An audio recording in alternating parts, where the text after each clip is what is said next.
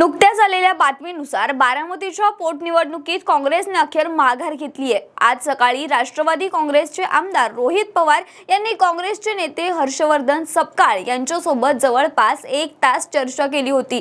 या चर्चेला यश आल्याचं आता बोललं जात आहे। याआधीच राष्ट्रवादी काँग्रेसचे ज्येष्ठ नेते शरद पवार यांनी काँग्रेसला आपला निर्णय स्वातंत्र्याने घेण्याचा अधिकार असल्याचं स्पष्ट केलं होतं।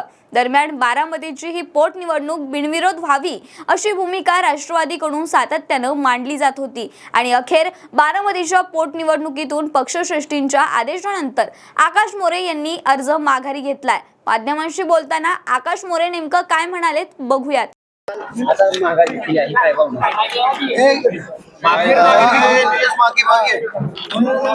मी तयारी केली होती आणि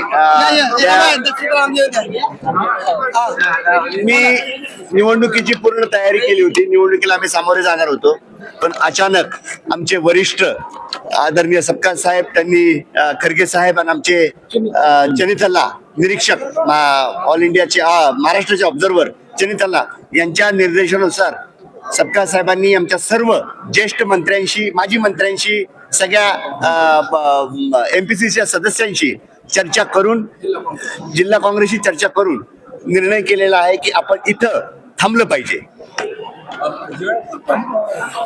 जर आता काय आहे, मी एक तर क्रिकेटचा प्लेअर आहे आणि क्रिकेटच्या मैदानावर उतरताना बॅटिंग करायला इच्छा असते प्लेअरला, आणि ज्यावेळेस बॅटिंग करायला जाणार असतो त्यावेळेस थांबायला सांगितलं, जे दुःख होतं त्या प्लेअरला। मॅच आम्ही जिंकण्यापर्यंत गेलो होतो, तुम्हाला सुपर ओव्हर बघता आली असती, पण ठीक आहे, परत 2029 जवळ आहे। केली होती वरिष्ठांना की आपण सक्षमपणे लढूया, मुद्द्यावर लढूया। महाविकास आघाडीतले सगळे जे काही महाविकास आघाडीचे जे काही लोक आहेत ते लीडर आहेत, त्या पद्धतीने आम्हाला सपोर्ट करतोय। विशेष करून महादेव जानकर आणि बाळासाहेब आंबेडकर या दोघांनी मला पाठिंबा दिला होता, त्यांचं मनापासून आभार। माघार घेतलेली आहे, ही निवडणूक बिनविरोध व्हावी असं तुम्हाला वाटतंय का?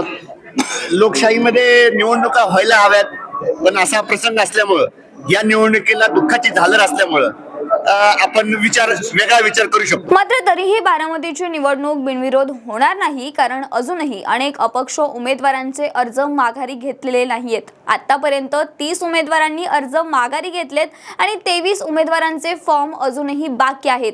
अशाच नवनवीन अपडेटसाठी पाहत राहा .com महाराष्ट्र।